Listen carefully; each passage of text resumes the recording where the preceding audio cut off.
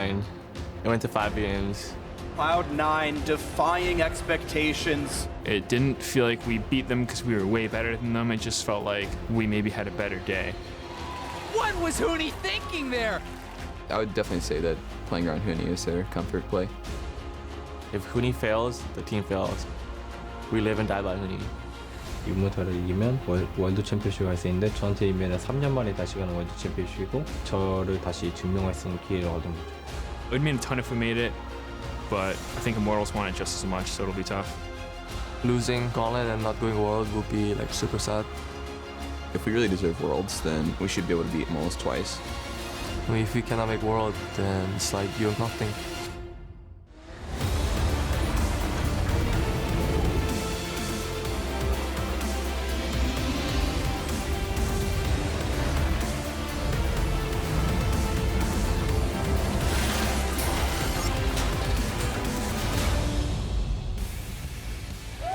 Welcome, ladies and gentlemen, to the final round of the North American Regional Qualifier. We've got a full house today with fans descending on the battle theater to see our remaining Gauntlet teams battle it out for the last ticket to Worlds. We got a nice little pup in the crowd cheering us on, and Huni took to the stage a short time ago, showing the crowd some love. We'll see how he matches up against Impact in the top lane today. And here's the rest of Cloud9. All business, Coach Reaper behind his team as they fight for another Worlds appearance. Thank you so much for watching with us today. I'm James Patterson, returning to the analyst desk for our final day of NA action. Mark Zimmerman and Alberto Contrangifo. Gentlemen, this is the culmination of the NALCS region. Right here, our third team qualifies for Worlds. Are you ready to see who rounds out this entire picture? Yep, been saving the best for last in North America, last teams to qualify. And we had swift 3-0s leading up to this point. Hopefully a longer, more competitive series today. Hopefully, but all I want to see is the top lane action. God, these guys are playing so well. Yeah, given the way that they've been performing in the playoffs, it's just made this series all that much more exciting when we look at it on paper. Let's quickly take a look at where our Worlds picture currently stands. In case you missed it, Splice have secured the final European seed, claiming victory over the Unicorns of Love in a 5-game series that just concluded. And Albus Nox Luna from the CIS has secured the final IWC spot after defeating LATAM's Lion Gaming 3-2 yesterday as well. So, gentlemen, this is our entire Worlds picture here. Either C9 or Immortals is joining that roster of teams at Worlds. What do you think of that field? I mean, overall, I think it's just a really strong field, and I think a lot of the regional qualification matches ended up really close. So I think you'll see a lot of 2 and 3 seeds actually be relatively well matched. Like SKT didn't come flying into the 2 seed. Similarly with CLG. Samsung Galaxy beating KT, right? And that was a very competitive series, so that as well would lend itself to a competitive group stage. Even just right now, Splice being taken to 5 games by the Unicorns of Love, who were seen as the complete underdogs in this matchup. So while the teams are fielding the best teams from each region, the region themselves are quite strong. Very much so. Well, that leaves us with just the final North American seed left to be determined, to be awarded the winner of today's match. They will be returning to the world stage, either Cloud9 or Immortals for the first time, that organization. So I want to look at that. This is a rematch of our semifinals that took place a few weeks ago. Cloud9 getting the better of Immortals last time, but in a very competitive series. Right, and I think the big thing is just seeing how the teams adapted since that point in time, because I think we saw that the meta was still relatively fresh. It was the second weekend of the matches, and it's about where they've gone since then. And despite coming off of a victory yesterday and even defeating Immortals in the semifinals, Meteor still feels that Immortals is coming off a greater high in that they defeated CLG in that third-place matchup. So in terms of having the playoff run and momentum, he feels that Immortals might have that in their favor. And he might have felt that way yesterday, but I doubt that today they're going in with the ideas that they had before into tonight's matchup, because it's obviously all about right now. And I think that right now, Cloud9 is definitely looking like a much more solid team. We haven't seen Immortals except their match against CLG in the third-place match, and even then they look kind of a little bit shaky. CLG being able to take them to the end of the line.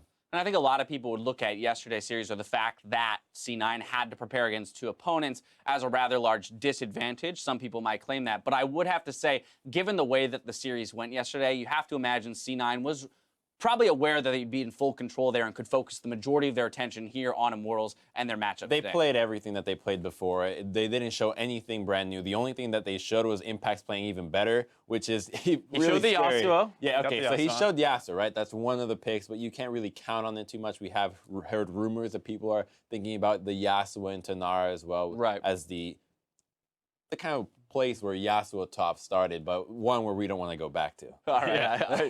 Do you have something you want to add there? You're like, Yasuo should be fringe. Keep it there. Very much so. All right, well, an area that you might expect Immortals to gain an advantage is that jungle position, but Reignover's high-pressure presence was conspicuously absent in Toronto. Definitely Smithy getting the better of him throughout that tournament. Right, and I don't even think it's just Toronto. I think it was the playoffs as a whole. He had the lowest first blood percentage of any jungler. He was second lowest in farm and CS differential. And so I think just Reignover's been struggling a ton this playoff series. He was like top in deaths as well, but that's kind of indicative of how Immortals plays overall. And I think there's just a lot of concerns about how Immortals has transitioned to the new patch of just standard lanes every game. And watching his play, I think the thing that gets targeted the most that I've seen a change in Reignover is his team fighting itself. A lot of times before, he'd be able to weave the inside of the fight well or dive just a little bit perfectly. So if you're Olaf, he doesn't get the Olaf syndrome where he's getting killed by himself. Just gets kited out. But now we've seen him getting caught out by himself so many times. That's so uncharacteristic. But I find that it's probably something that is easy to fix,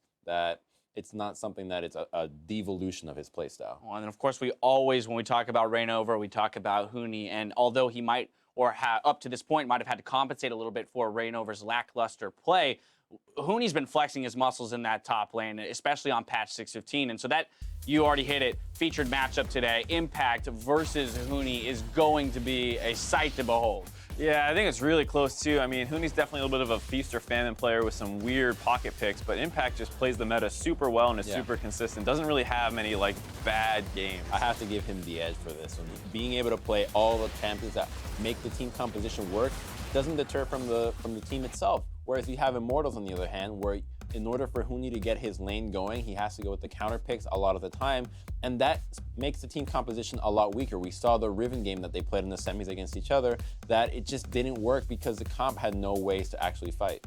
I think we also did see a lot of where Immortals can depend on Huni, because in the games where he was performing well in that semifinal series against C9, they crushed. But then in the games where he was not, he looked a little bit off kilter, they got crushed. And so it was very much, it felt dependent on his performance in the top lane for Immortals. Right, which is, it feels a little weird to hold that against him, where it's like, well, what's the rest of the team doing? Because like you said, Reignover hasn't been getting going, and we saw Turtle actually getting crushed in most of his laning phases, especially against Jhin, and when 6A was on that, they eventually had to ban it into game 5. Yeah, I mean, the standard lane, I think, is the one thing that's really hurt them for Immortals. We always saw them as a team that knows how to lane swap well, put the advantages onto the top side wherever they need fit, and it makes it so much easier for the dual lane to get out of any bad matchups that their struggling laning phase can just be completely blown away, and now all of a sudden you got a team that knows exactly what to do in the mid game. You just kind of spiral yourself into mid game for free. And while the results of this series might be tough to call, Smoothie, C9's support, guaranteed they'd make it through the Gauntlet. And I guess my question to you is, what exactly can we expect to see out of the bot lane of these teams? You touched on Wild Turtle struggling a little bit throughout the playoffs on picks like Jhin. What else do we see as being a big determining factor here in the bot lane? One thing that Wild Turtle was unable to perform in Toronto was the fact that he couldn't take the Ashe into Jhin matchup. And right now, the meta bottom, you have Ashe, you have Jhin, and you have Sivir, with some AD carries preferring the Lucian or preferring the Ashe every once in a while. And Immortals just did not look comfortable on anything that wasn't the Jhin or the Ezreal, which doesn't really make it very easy for a draft to happen around bottom lane. So you're most likely going to end up stuck with a bottom lane that is losing, and that's not a good place to start. And the other thing too is, of course, the jungle presence down bottom. A lot of teams are taking globals on the top side, and a lot of jungle paths just start on the top side and then path their way down. So there's a lot of attention put to the bot lane, and it seemed like Immortals was struggling at not getting taken advantage of. Like, CLG was constantly turning gigs down there. When we see the importance of champions like Shen, Talia, double TPs, all of that nonsense, and of course, it always makes its way down to the bot lane. Whenever you have globals on the team, it's always a party in the bot lane. We'll see how it plays out. With all of this in mind, though, it's time for me to put you guys on the spot. Who is going to be taking this series, and in how many games? Mark, we're starting with you. I say 3-2 Immortals. I think Cloud9's the favorite pretty clearly, but I think there's a couple things that if Immortals do right, then they have a good chance. One is Reignover needs to step up, but I'm going to assume he's going to have a good series. 2, they need to do something about the Jhin. Obviously, Sneaky is like one of the OG Jhin players. Right. And then 2 is I want Huni on more meta standard picks. Gnar, Echo, GP, those things are all great for him. Stay away from the Rivens, the Kennons, those kinds of things. Hopefully. Alrighty. I am going to go with a much more bold prediction and say Cloud9 3-0. So bold in the number of games Right. if Yes. we're considering But Cloud9 the to have actual- a slight favorite. Yes, so the reason why I think Cloud9 has the edge, Impact looks way too good right now. Yes. He is going off.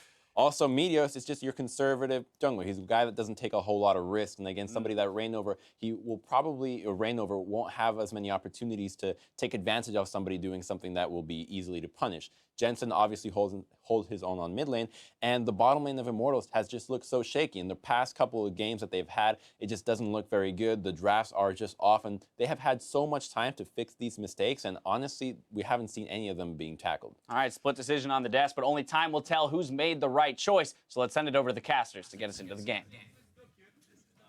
Thank you very much.